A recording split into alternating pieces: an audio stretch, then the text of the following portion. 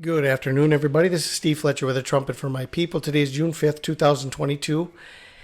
And as we are on Rapture Watch for the weekend of Pentecost, June 4th, June 5th, and June 6th, I have a number of people that have mentioned to me and a number of reports that I have seen that have shown that Pentecost is actually 1 week later than this weekend that we're watching between June 4th and June 6th.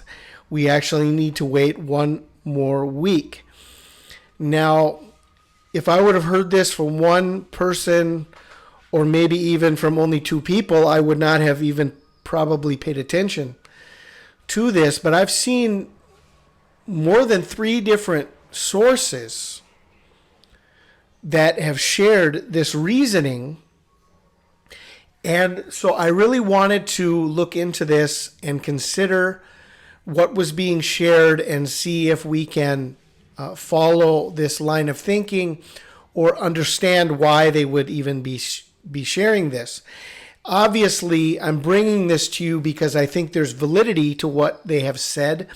And if there was no validity to what they have said, then I wouldn't even bring it to your attention. But I think that there's a reason why they might be right.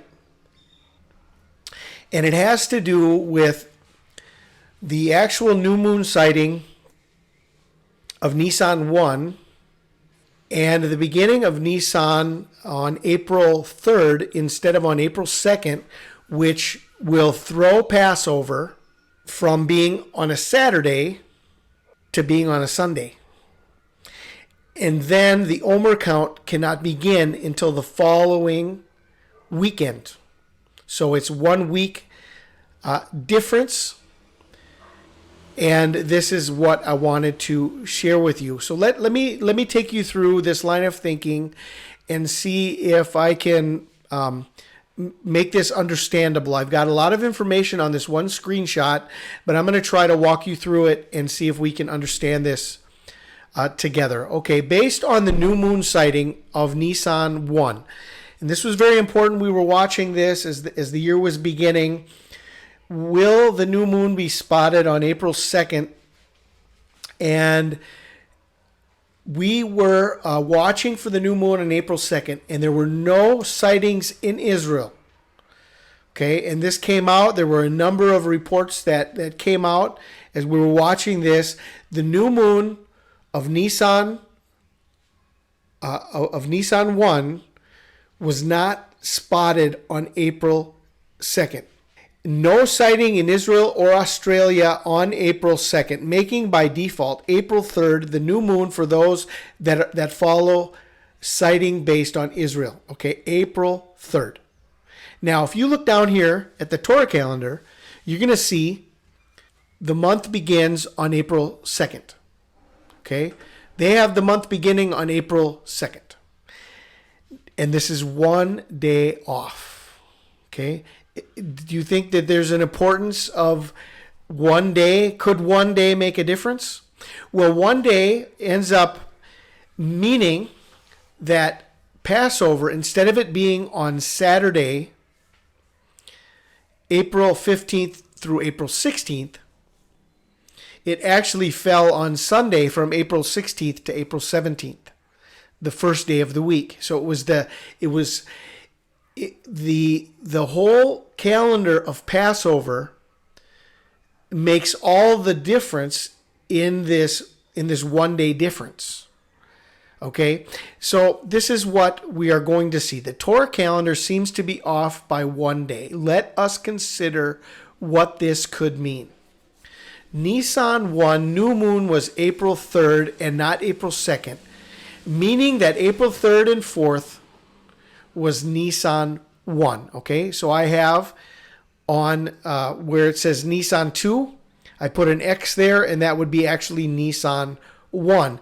That's going to throw every other day in this month back by 1 day.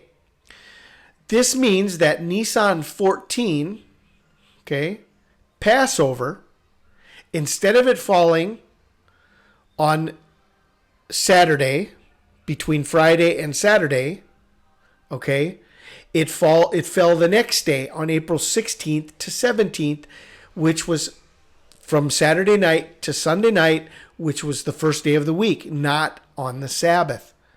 Okay, the Omer count then will begin after the following Sabbath, meaning that the Omer count begins on April 23rd and April 24th, not on April 17th and April 18th. Okay, look carefully at what it says in Leviticus 23, 15, and 16. Ye shall count unto you from the morrow after the Sabbath, from the day that you brought the sheaf of the wave offering, 7 Sabbaths shall be complete. Okay? Now, if Passover fell on a Sunday, and you have to wait, okay, until the day after Passover, the 15th day of Nisan, to bring in that first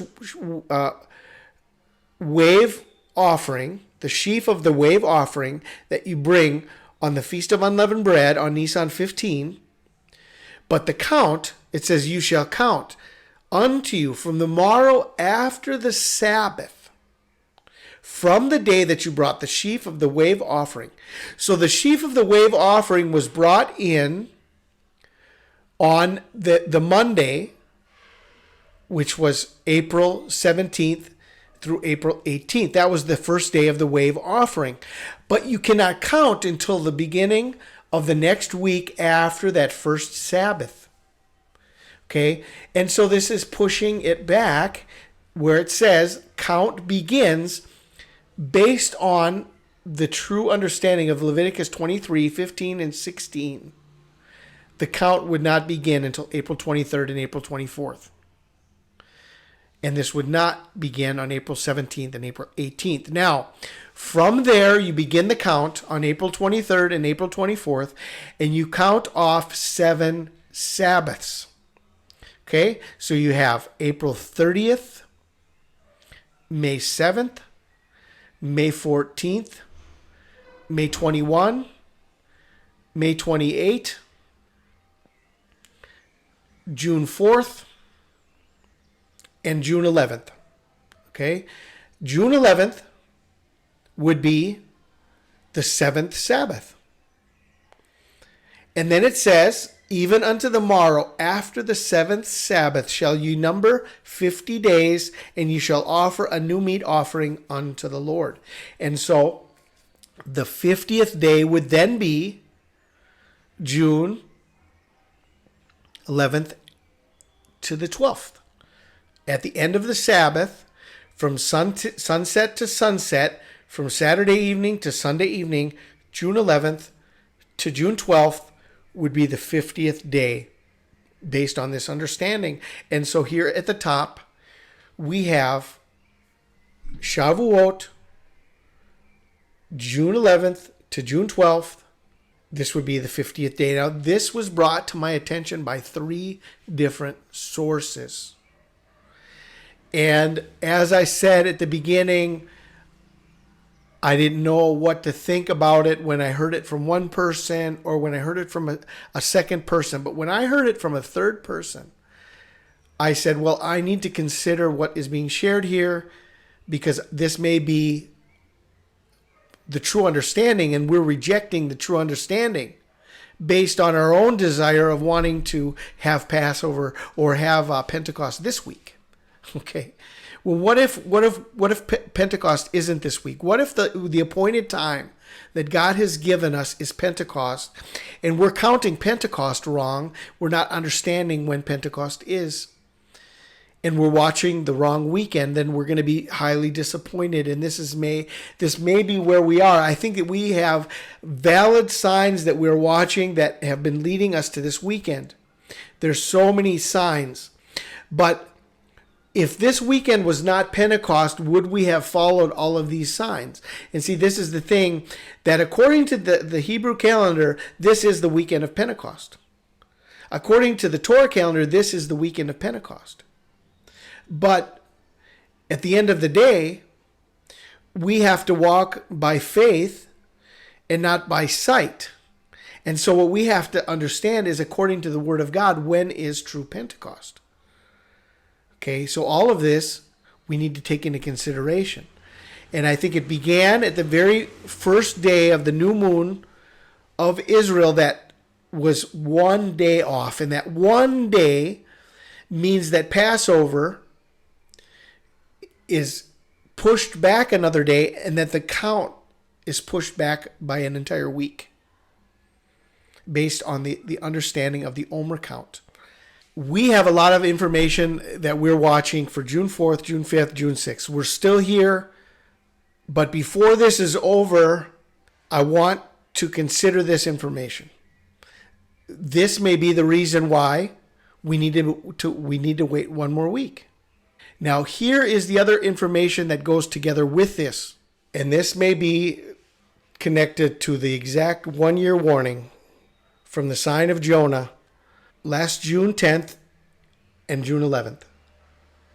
A 1 year warning. Could this be? On the Gregorian calendar, we have a 1 year warning from June 11th, 2021 to June 11th, 2022. Is June 11th to June 12th, 2022 true Pentecost? So I just wanted to share this information with you. These issues of the calendar are always very confusing, and we need to be very careful with how we follow this understanding. So I just wanted to share this with you. I pray you are all blessed. This is Steve Fletcher with a trumpet for my people, the sign of his coming revealed.